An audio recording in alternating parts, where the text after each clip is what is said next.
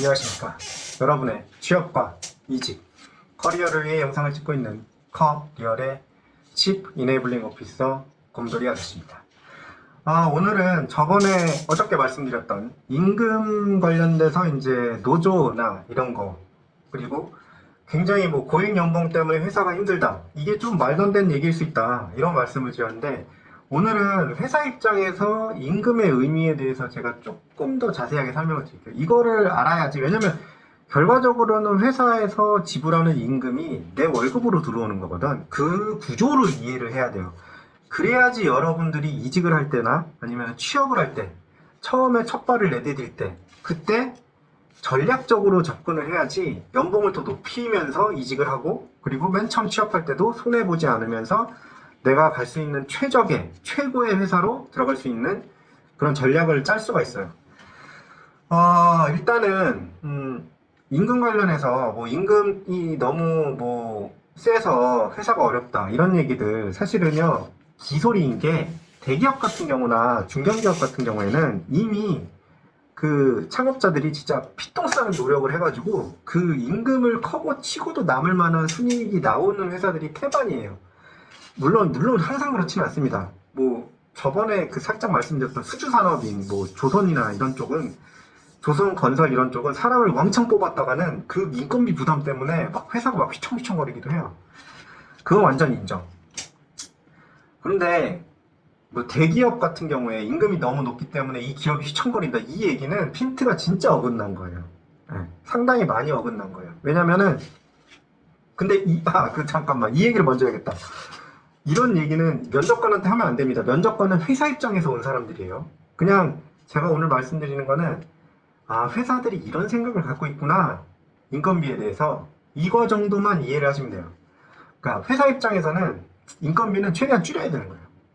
헨리 포드가 컨베이어식으로 자동차를 생산을 하면서, 그죠? 예전에는 뭐 차 한 대 만드는데 막 한 달 걸리던 게 컨베이어 벨트식으로 만들면서 뭐 엄청나게 빠르게, 그죠? 막 하루에 막 몇백 대씩 만들어냈다, 이런 얘기가 있잖아요. 이게 결국에는 무슨 게임이냐면 인건비 게임이에요. 뭔 얘기인지 아시겠어요? 옛날에 만약에 그 진짜 숙련된 노동자가 한 10명이 달라붙어 갖고 한 달에 차 한 대를 만들었다 쳐요. 그러면은 헨리포드 입장에서는 100대를 만들려면 그 10명을 100팀을 만들어야 되는 거야. 무슨 얘기인지 아시겠죠? 한 달 동안에 만약에 내가 100개 만들고 싶다. 근데 컨베이어 벨트식으로 하면 그보다 조금 덜 숙련된 노동자들, 그죠? 이거 생각을 해보세요. 차를 처음부터 끝까지 막 용접 때리는 것부터 시작해서 혼자서 다 만든다고 생각을 해봐. 그러니까 10명 정도의 팀이 그걸 다 만든다고 생각해봐. 엄청나게 잘해야겠죠. 네?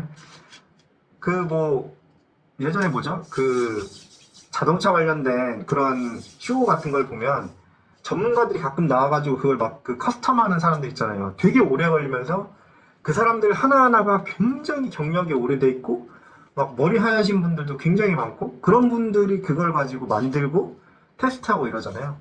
퀄리티는 굉장히 좋겠지. 근데 문제는 그분들의 인건비 하나하나는 엄청나게 높단 말이야. 그래서 포드가 생각해낸 게 컨베이어 벨트식이지. 컨베이어 벨트식은 진짜 그 시스템 전체를 구축을 해놓으면 나사만 돌릴 수 있는 정도의 지능만 있으면 나사만 잘 돌려주면 되는 거야.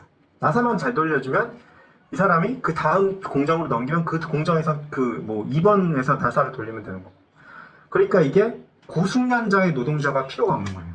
인건비를 줄이기 위한 게임인 거지.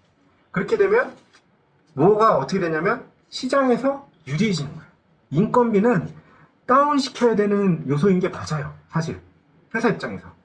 그러니까 이게 맨날 이 싸움이 일어나는 거야. 회사 입장에서는 인건비는 최대한 다운을 시켜야 되는 거고, 그리고 노동자 입장에서는 당연히 내가 한 일보다 더 받고 싶어 하지.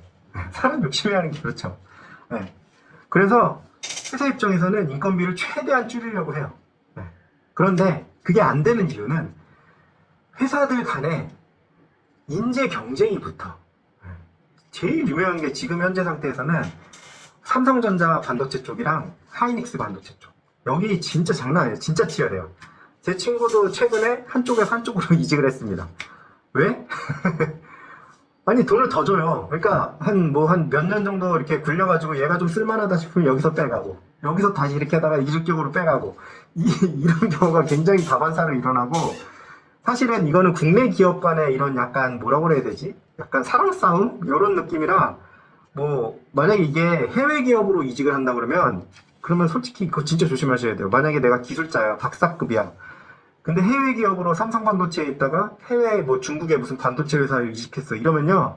그거 안기부 따라붙습니다. 국정원, 국가정보원이 따라붙어요. 그 진짜예요. 레알로 관리를 해요, 그거를.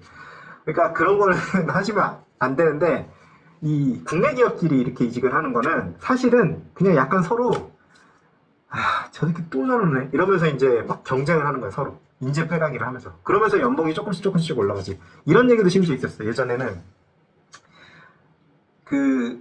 내가 팀장인데 쟤를 진짜 키워주고 싶은데 내가 그 연봉을 높여줄 수가 없어요. 그러니까 회사가 되게 뭐라고 그랬어요, 아까부터. 인건비를 줄이는 게 회사의 지상 목표라고 했죠.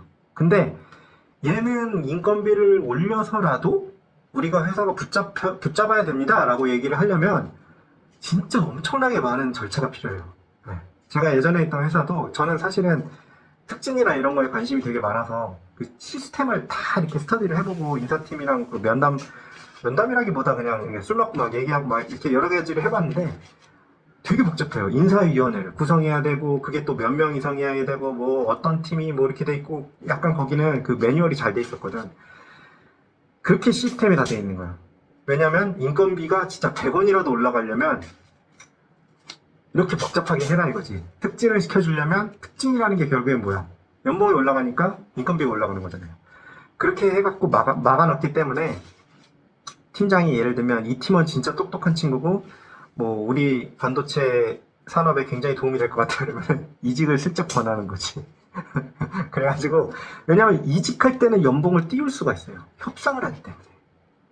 네? 무슨 얘기인지 아시겠어요? 내가 이직을 했는데 합격을 했어. 그런데 이 회사에서 내가 원하는 연봉을 안 준대. 그러면 나는 스테이야. 나는 그냥 이 회사 그냥 다니면 돼. 네. 이 어떤 무기가 하나를 더 줄 수 있기 때문에 이직할 때는 연봉을 띄울 수가 있어요. 근데 현 직장에서는 연봉을 띄우려고 내가 위에랑 연봉 협상을 한다? 대한민국에서는 거의 쉽지 않다. 네. 물론 뭐 미국에 대한 환상이나 유럽 환상 가지신 분들 있어서 제가 말씀을 드리는 건데 물론 걔네들은 진짜로 그렇게 막 해요. 막 나는 이런 정도의 성과를 내고 내가 했는데 나 연봉 이렇게 해야 된다. 걔네들이 진짜로 당당하게 주장을 하고 그거를 심지어 걔네들이 다큐멘트로 만들어가지고 막 얘기를 하더라고. 제가 본 건 아니고 한다고 하더라고요. 근데 문제는 뭐냐면 안 받아들여지는 경우가 굉장히 많다는 거지. 네. 거기도 똑같다는 거예요. 왜냐면 거기도 상급자가 걔네는 진짜 철저하게 돈으로 평가하거든. 자기 밑에 있는 애들의 부하의 버짓이 예를 들면 10억이야. 근데 10억 5천이 돼야 돼. 지금 뭐 몇 명 올려줘갖고 10억 5천이 돼야 되면 자기도 위에다가 또 그 위에다가 소명을 해야 되는 거야. 설명을 해야 된다. 무슨 얘기인지 아시겠죠? 그러니까 인건비 올려주는 게 이렇게 쉬운 게 아니에요. 회사 조직 내에서. 그래서 그 이직을 하는 게 굉장히 요새 많이 괜찮은 선택이 되고 있는 거기도 하고. 그래 좋다 이거지. 그러면 조직 내에서 인건비를 올리는 거에 대해서 그렇게 막 거의 막 경기를 일으키는데 이게 어느 조직이나 다 마찬가지니까 그러니까 조수가 됐건 대기업이 됐건 다 똑같아요. 네. 근데 이게 사실은 잘 생각을 해봐야 되는 게 과도하게 그 인건비를 억누르는 회사는 길게 가기가 힘들어요. 이게 이제 악순환이 이렇게 되는 거야. 연봉을 동결을 해요. 그러면은 회사 내에서는 인재들이 이제 어느 정도는 참다가 나가기 시작을 해.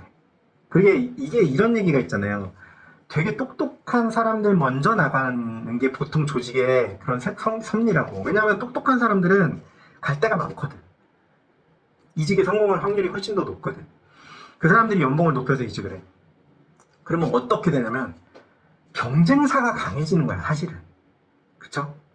경쟁사가 훨씬 더 강해지는 거야. 저는 이게 이제 최근에 케이스가 되게 좀, 저는 솔직히 그 회사의 그 인사 시스템, 채용 시스템을 저도 이제 컨설팅 하면서 여러 번 도와드리긴 했는데, 그런 시스템 별로 좋아하진 않는데, 쿠팡.